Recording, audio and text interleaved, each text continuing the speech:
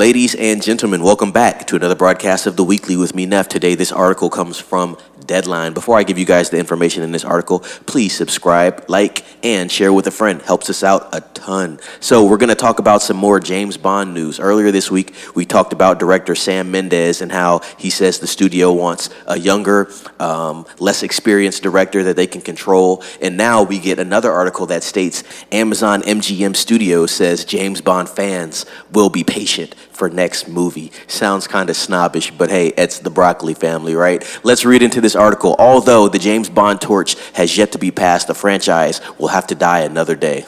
Clever play on words there. Amazon MGM Studios global head Jennifer Salke recently gave an update on the franchise after Daniel Craig took his final bow as 007 in No Time to Die, which came out in 2021, as the UK's Eon Productions continues to maintain the majority of creative control. There are a lot of ideas about potential actors that have popped up that I thought are interesting. She told The Guardian, I think there are a lot of different ways we can go. We have a good and close relationship with Eon and Barbara Broccoli and Michael G. Wilson.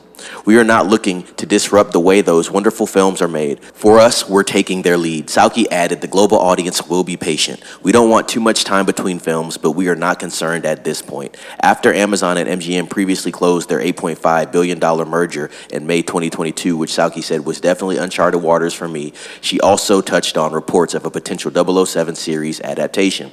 This is another quote. When you are looking at an iconic intellectual property like that, you look at what the entire long-term future might be. Of course, you look at every facet, she said. In 2022, Broccoli told Deadline that production on the next phase of the franchise was at least 2 years out as they plan to reinvent James Bond. Nobody is in the running, she said, of casting Bond. We're working out where to go with him. We're talking that through. There isn't a script, and we can't come up with one until we decide how we're going to approach the next film, because really, it's a reinvention of Bond. We're reinventing who he is, and that takes time. I say that filming is at least 2 years away, and that ends the article there. What do you guys think about this article overall? Like I said in the last article that Sam Mendes was speaking on, as far as they want a director that they can control and they want people that they can work with a lot more easier that don't have as much skin in the game.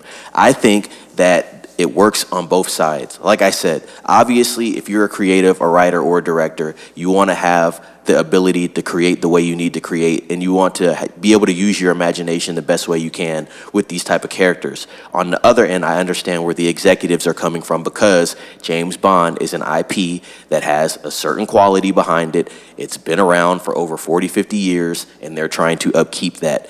The interesting thing about this is they have to try to reinvent James Bond.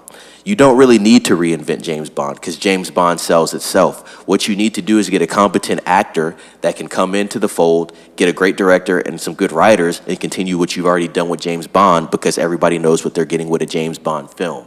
You don't need to turn James Bond into a female. You don't need to focus on any other characters in the world of James Bond. Keep it centered on James Bond. That's why it's called 007 James Bond. I think it's very simple. I understand that they're taking their time with this. They're not trying to rush out the product. And it is something that it is refreshing to see, because when you look at all these other studios, i.e., Disney owning Lucasfilm and Marvel, they're a textbook example of how to rush projects and how to put stuff out there that is not high quality. So I like that Amazon, MGM, the Broccoli's are stepping back and they're saying, you know what, we're really going to take our time with this. We're going to figure out what direction we're going with this, because more than likely this next James Bond character, whoever's going to be playing James Bond, whoever is going to be the main character in these 007 films, it's going to be someone that's going to be around for the next, I'd say, at least 5 to 8 years. Daniel Craig was around for quite a while. I believe his first one was 2006's Casino Royale, which is my favorite James Bond of his, and he ended his run in 2021. So